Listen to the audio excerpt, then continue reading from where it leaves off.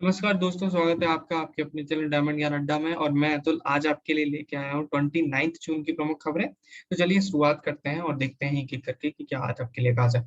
सबसे पहली न्यूज आ रही है राष्ट्रीय सांख्यिकी दिवस। और राष्ट्रीय सांख्यिकी दिवस जो है हर वर्ष 29 जून को मनाया जाता है। क्यों मनाया जाता है? क्योंकि पीसी महालनोबिस ये जो थे, इन्होंने माना जाता है कि जो प्रथम योजना आयोग के एक सदस्य के रूप में इन्होंने बहुत महत्वपूर्ण भूमिका निभाई थी। और इन्हें भारतीय सांख्यिकी के जनक भी कहा जाता है। तो इसलिए इन्हीं के दिवस के उपलक्ष्य में, इनके जन्म दिवस के उपलक्ष्य में 29 जून को हर वर्ष राष्ट्रीय सांख्यिकी दिवस मनाया जाता है। ठीक है। और इस वर्ष की थीम क्या रही है? इस वर्ष की अगर थीम की बात करें तो इस वर्ष की दोस्तों थीम रही है आपकी भुखमरी खत्म करना। इस वर्ष की थीम रही है आपकी भुखमरी खत्म करना, खाद्य सुरक्षा और बेहतर पोषण प्राप्त करना और सतत कृषि को बढ़ावा देना इस वर्ष की प्रमुख थीम रही है। ठीक है। चलिए बढ़ते हैं और देखते हैं अगला आपके लिए क्या है। 29 जून international day of the tropics. International day of tropics 29 जून को मनाया जाता है। बेसिकली इसमें क्या है कि जो उन विभिन्न चुनौतियों के बारे में जागरूकता बढ़ाता है, ये जिनका सामना उष्णकटिबंधीय राष्ट्र करते हैं।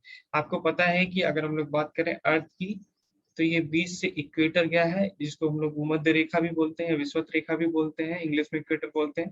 तो इसके आसपास का जो रीजन है, या कह सकते हैं कि ये जो रीजन होता है 23.5 डिग्री ऊपर 23.5 डिग्री नीचे, इसको ट्रॉपिकल रीजन बोलते हैं। ट्रॉपिकल रीजन बोलते हैं। ठीक है। इसको ट्रॉपिकल रीजन बोलते हैं। तो इस रीजन में कौन कौन से राष्ट्र आते हैं, तो आप समझ सकते हैं एशिया आती है, ऑस्ट्रेलिया आता है, अमेरिका, दक्षिण अमेरिका आते हैं, अफ्रीका आते हैं, ये सभी राष्ट्र आते हैं। तो ये राष्ट्र कौन कौन सी चुनौतियों से होकर गुजरते हैं? यहाँ पर आपको पता है कि तापमान बहुत कभी कभी बहुत ज्यादा रहता है, यहाँ पे गर्मी भी बहुत ज्यादा पड़ती है। अफ्रीका के कई इलाके जो होते हैं वो आपके कह सकते हैं आपकी सूखाग्रस्त रहते हैं। कुछ वहां पर आप कह सकते हैं जमीन उतनी उपजाऊ भी नहीं है कहीं कहीं पर। तो इस तरीके की और कई कई पर बाढ़ आती है, क्योंकि इस रीजन में बहुत ज्यादा वर्षा भी होती है। तो इसलिए इन चुनौतियों का सामना करते हैं। तो इसलिए इंटरनेशनल डे ऑफ ट्रॉपिक्स 29 जून को बनाया जाता है।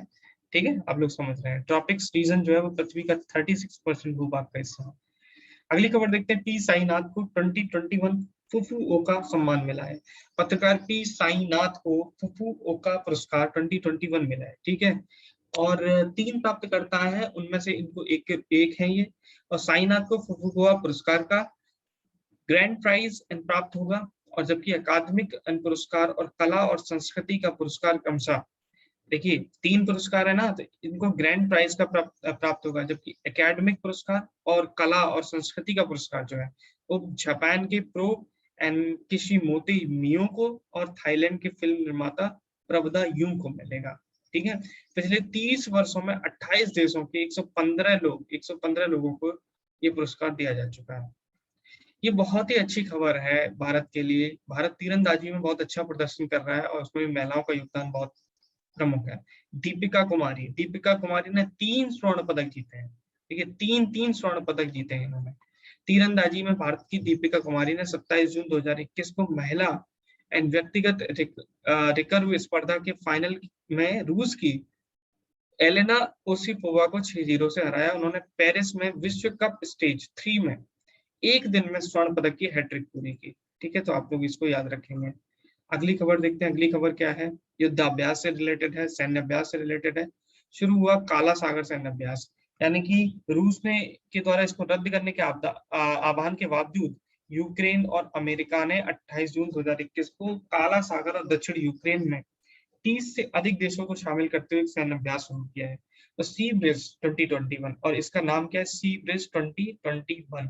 2 सप्ताह तक चलेगा और इसमें नाटो और अन्य सहयोगियों के लगभग 5,000 सैन्य कर्मी और लगभग 30 जहाज और 40 विमान शामिल होंगे। अमेरिकी मिसाइल विध्वंसक यूएसएस रॉस और यूएस मरीन कॉर्प्स इसमें हिस्सा लेंगे।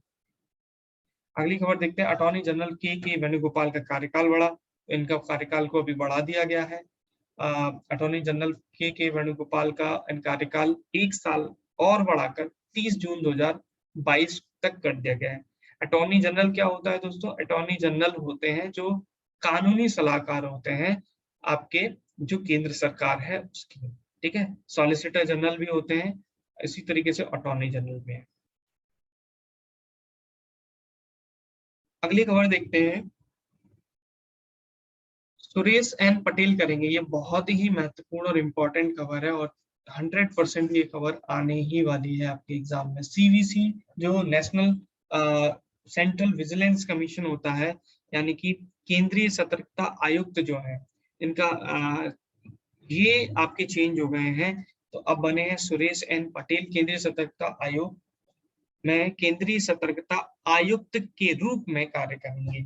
संजय कोठारी द्वारा प्रमुख के रूप में अपना कार्यकाल पूरा करने के बाद नियुक्ति की आवश्यकता थी। ठीक है, और आयोग का नेतृत्व सीवीसी करता है, और इसमें अधिकतम 2 सतर्कता आयुक्त होते हैं। पटेल के अलावा एक और सतर्कता आयुक्त का अतिरिक्त है। ठीक है, बंकिम चंद्र चटर्जी जयंती 27 जून 2021 को बंकिम चंद्र चटर्जी की 183वीं जयंती मनाई गई है। वे महान उपन्यासकार और कवि होने के साथ साथ हमारे राष्ट्रीय गीत वंदे मातरम की रचयिता भी हैं। अक्सर साहित्य सम्राट के रूप में संबोधित बंकिम चंद्र चटर्जी ने 13 उपन्यास और कई अन्य ऐसी रचनाएं की हैं जिन्होंने बंगाल में साहित्यिक पुनर्जागरण की दिशा में योगदान दिया। अगली खबर देखते हैं, अगली खबर क्या है? अगली खबर है भारतीय खेल प्राधिकरण, ठीक है, स्पोर्ट्स अथॉरिटी ऑफ इंडिया से माई गवर्नमेंट के साथ SAI और IOA करेंगे क्विज का आयोजन। बेसिकली इसमें क्या हो रहा है, इसमें क्विज का आयोजन होगा। आगामी ओलंपिक के मद्देनजर माई गवर्नमेंट प्लेटफॉर्म के सहयोग से भारतीय खेल प्राधिकरण और भारतीय ओलंपिक संघ द्वारा एक क्विज का आयोजन किया जा रहा है। ठीक है, प्रतिभागियों को 120 सेकंड के भीतर 10 सवालों के जवाब देने होंगे, और यह क्विज पिछले और वर्तमान ओलंपिक और एथलीटों पर आधारित होगी। यह क्विज 22 जुलाई तक चलेगी। अगली खबर है राजनाथ सिंह, जो कि हमारे रक्षा मंत्री हैं इस वक्त, उन्होंने 63 पुलों का उद्घाटन किया है। एक जो बॉर्डर रोड ऑर्गेनाइजेशन है, सीमा सड़क संगठन, ये बहुत ही अच्छी तरीके से कार्य कर रही है देश में। इसका कार्य होता है बॉर्डर, यानी कि जो ऐसे इलाके हैं जहां पर जो संवेदनशील इलाके हैं वहां पर पुलों का निर्माण करना, कंस्ट्रक्शन के कई कामों का कार्य करना, ये सब जिम्मेदारियां BRO के पास होती हैं। और 28 जून को पूर्वी लद्दाख के कुंगयम गांव से रक्षा मंत्री राजनाथ सिंह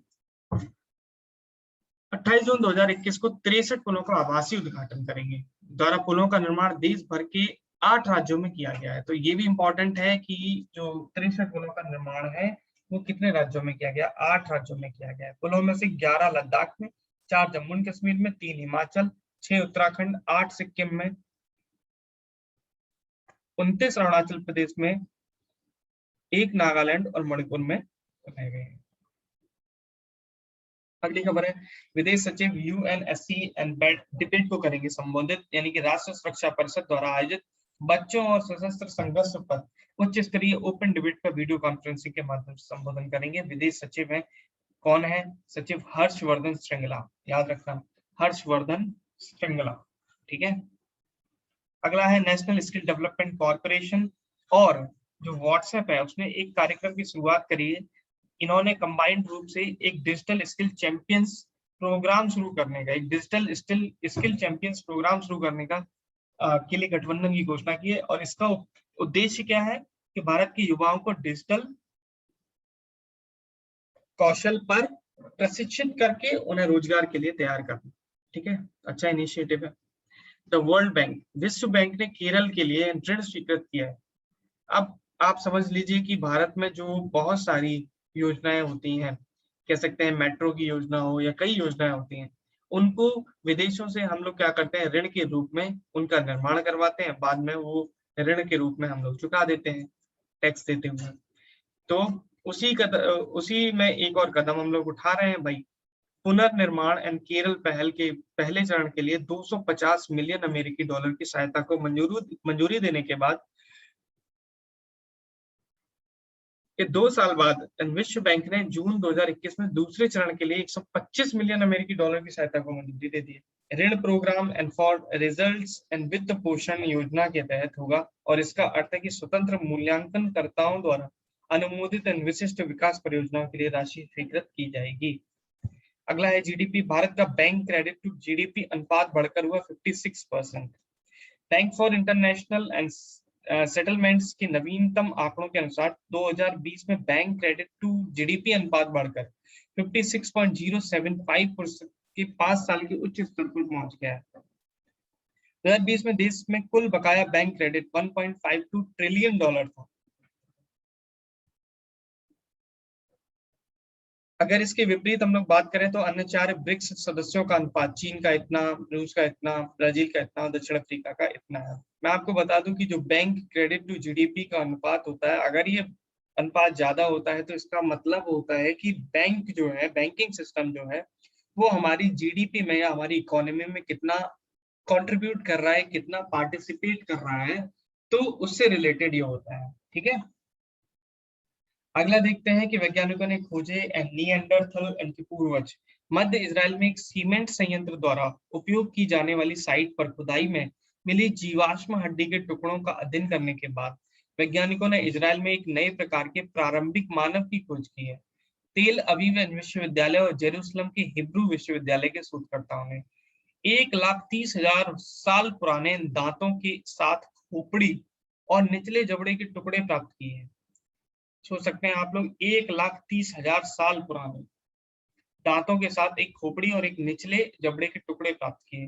खोजे गए जीवाश्म का नाम नेशर रामला होमो रखा गया है। तो ये आप लोग याद रखेंगे, ये नेशर रामला होमो।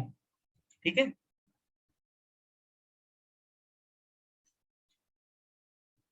अगली खबर देखते हैं कि रेडबुल के एनफेर स्टेपन ने स्टायरियन जीपी जीता।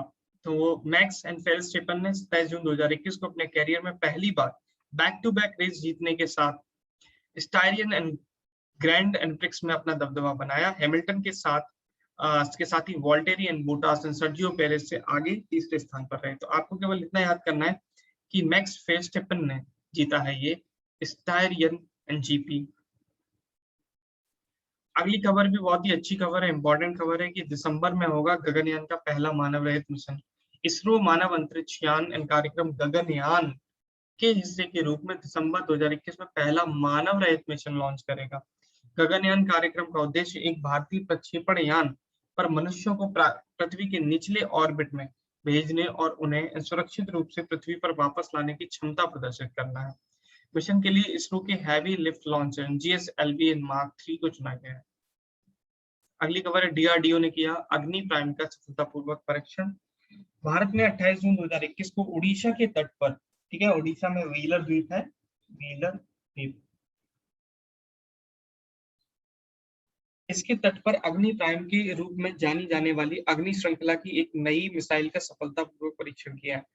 नई परमाणु रक्षा सक्षम मिसाइल पूरी तरह से मिश्रित सामग्री से बनी है और यह एक टेक्स्ट बुक लॉन्च था। ठीक है, टेक्स्ट बुक लॉन्च था और यह एक कनस्तरीकृत मिसाइल है जिसकी मारक क्षमता 1000 से 2000 किलोमीटर के बीच है, तो बहुत ज्यादा है। ठीक है, अगला है शत्रुजीत ब्रिगेड ने किया हवाई अभ्यास।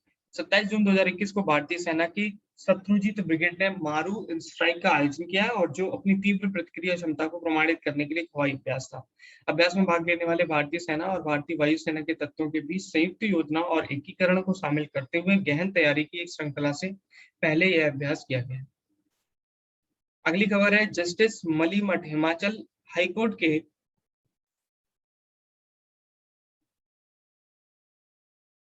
कार्यवाहक मुख्य न्यायाधीश बन गए हैं। ठीक है, हिमाचल प्रदेश के कार्यवाहक मुख्य न्यायाधीश बन गए हैं, तो आपको इतना ही याद रखना है, जस्टिस मलिमठ। 8 आर्थिक राहत उपायों की घोषणा करने जा रहे हैं सीतारमण। तो केंद्रीय वित्त मंत्री निर्मला सीतारमण जी 8 राहत उपायों की घोषणा की जा रही है, जिनमें 4 नए हैं आर्थिक उपायों की। कोविड-19 प्रभावित क्षेत्रों के लिए 1.1 लाख करोड़ रुपए की ऋण गारंटी योजना की घोषणा की है और माइक्रो फाइनेंस संस्थानों के माध्यम से 25 लाख व्यक्तियों को ऋण की सुविधा के लिए एक क्रेडिट गारंटी योजना की भी घोषणा की गई है। अगली खबर देखते हैं, PLI योजना को मिला 1 वर्ष का विस्तार। बड़े पैमाने पर इलेक्ट्रॉनिक्स निर्माण के लिए प्रोडक्शन लिंक्ड इंसेंटिव PLI योजना का कार्यकाल 1 वर्ष के लिए बढ़ा दिया गया। यह योजना 2020 और 21 में शुरू होनी थी और 5 वर्ष की अवधि तक जारी रहेगी। अब यह 2025 से 2026 तक जारी रहेगी। और भाग लेने वाली कंपनियों को योजना के तहत अपने उत्पादन लक्ष्यों को पूरा करने के लिए कोई भी 5 वर्ष का समय मिलेगा। अगला है KIOCL लिमिटेड को लौह अयस्क खनन के लिए मंजूरी मिल गई है। पर्यावरण, वन और जलवायु परिवर्तन मंत्रालय ने KIOCL लिमिटेड द्वारा लौह और मैंगनीज अयस्क खनन के लिए बल्लारी जिले के देवदरी एंड हिल रेंज में इतने हेक्टेयर भूमि पर 401.5761 हेक्टेयर भूमि पर को डाइवर्ट करने के लिए चरण को सैद्धांतिक रूप से मंजूरी दे दी है और कंपनी को उम्मीद है कि 50 वर्षों में खनन के लिए लगभग 33 मिलियन टन अयस्क उपलब्ध होगा और यह प्रतिवर्ष 0.3 मिलियन टन अयस्क के खनन से शुरू होगा। अंतिम खबर है कि 5 लाख मुफ्त पर्यटक वीजा की घोषणा है कि जैसे जैसे कोविड-19 के केसेस भारत में कम हो रहे हैं, वैसे वैसे अनलॉक की प्रक्रिया जारी है और देश में पर्यटन जिससे बहुत, मैं समझता हूँ कि काफी जीडीपी में योगदान रहता है देश के पर्यटन का। जो हेरिटेज साइट्स हैं वहां पर लोग बाग आते हैं पर्यटन का, और ये एक विदेशी मुद्रा का भी आप कह सकते हो कि जो फॉरेन करेंसी है उसका भी एक तरीके से काफी ज्यादा इसमें इस्तेमाल होता है, जो भारत में रिजर्व बढ़ता है फॉरेन करेंसी का। तो ये भी एक अच्छी खबर होती है पर्यटन से। तो काफी समय से रुका हुआ था, लेकिन अब इसमें नई नई घोषणाएं की जा रही हैं ताकि देश में पर्यटन को थोड़ा सा बढ़ावा मिल सके। वित्त मंत्री निर्मला सीतारमण ने घोषणा की है कि सरकार एक बार फिर से वीजा जारी करना शुरू कर देगी और पहले 5 लाख पर्यटक वीजा मुफ्त में दिए जाएंगे। तो मुफ्त पर्यटक वीजा योजना 31 मार्च 2022 तक या 5 लाख वीजा जारी होने तक लागू रहेगी। 11,000 से अधिक पंजीकृत पर्यटक गाइड यात्रा एवं पर्यटन हितधारकों को वित्तीय सहायता प्रदान की जाएगी। तो इस तरीके से आपने 29 जून की जो प्रमुख खबरें थी वो आपने जान ली। इसी तरीके से चैनल को देखते रहिए। अगर आपने सब्सक्राइब नहीं किया तो सब्सक्राइब करिए इस चैनल को, और हम लोग लगातार इस चैनल के माध्यम से वीडियोस लेकर आते रहते हैं। धन्यवाद।